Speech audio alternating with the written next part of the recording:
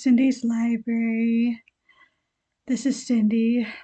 Didn't know that was not quite lying straight. And today I'm going to talk about reading plans for January. So first of all, one thing I forgot to mention in my plans for 2025 was I am mostly going to be reading from my shelf. There are a few exceptions, things I've already pre-ordered, and if there is a significant, interesting book about C.S. Lewis or J.R.R. Tolkien, or a new edition that is significant, well, I just may have to get those. But other than that, I'm primarily going to focus on reading from my shelves this year. So, January, what am I going to read? Well, to start off with, Volume 4 came out this year, and I lost steam somewhere in the middle of Volume 2 years ago.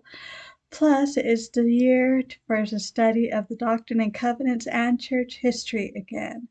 So, this is the year I want to read Saints. So, I will be hopefully starting this in January, starting with the Standard of Truth, 1815 to 1846. This is a new official history of the Church of Jesus Christ of Latter-day Saints. First one commissioned for decades. So I'm excited. I've already read this one at least 5 or 6 years ago, around the time it first came out, and I quite enjoyed it. So I'm looking forward to rereading it and for the rest. So this is a Kate Howe recommendation, The Cloister and the Hearth by Charles Reade. This is apparently written in the Victorian age, but it is written about the time of Erasmus. In fact, it's about Erasmus's parents. Apparently, it's an amazing story. Like I said, a Kate Howe recommendation, and I need a bit of Victorian literature in my life again. So, we'll give that a try.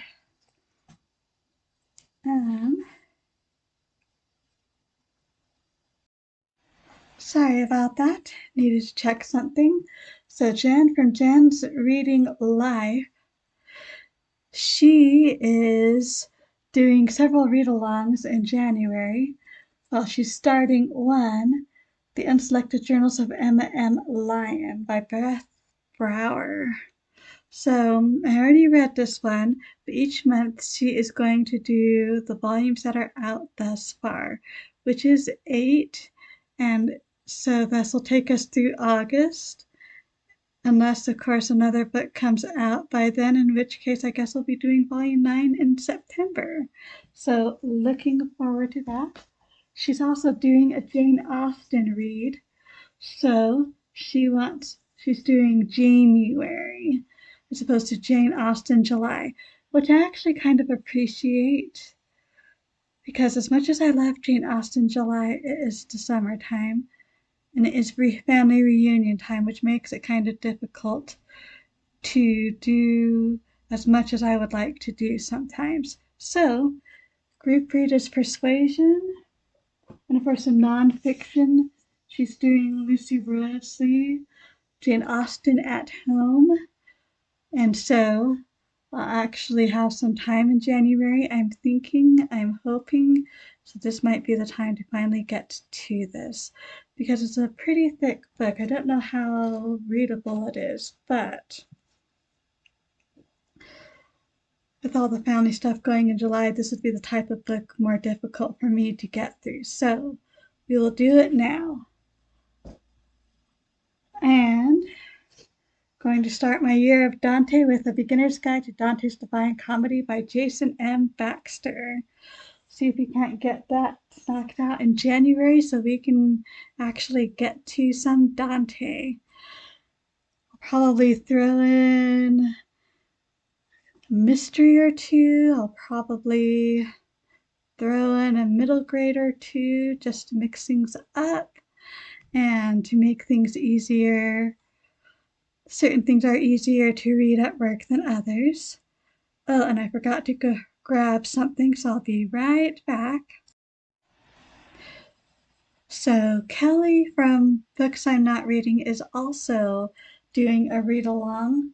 She is wanting to read the Gilead series by Marilynne Robinson, starting with Gilead in January. So I've read Gilead before, but I haven't read the others, so this might be the perfect opportunity to actually do that.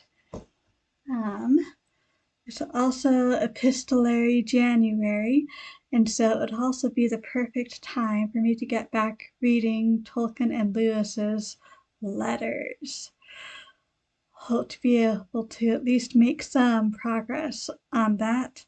Their letter collections are pretty big, so I have no anticipation of finishing, since I'm nowhere near finishing currently. So that is what I have planned for January, or possibilities of what I could do. Looking forward to it. Few of these, well, some of these I definitely won't finish. They'll be longer term reads, or could potentially be longer term reads, and that's okay. So, looking forward to January. We're going to start the new year strong, I think. Hope you have some exciting plans yourself. I'd love to hear all about them. Thank you so much for stopping by. I truly do appreciate it. So until next time, I hope we all stay safe and healthy. And as always, happy reading.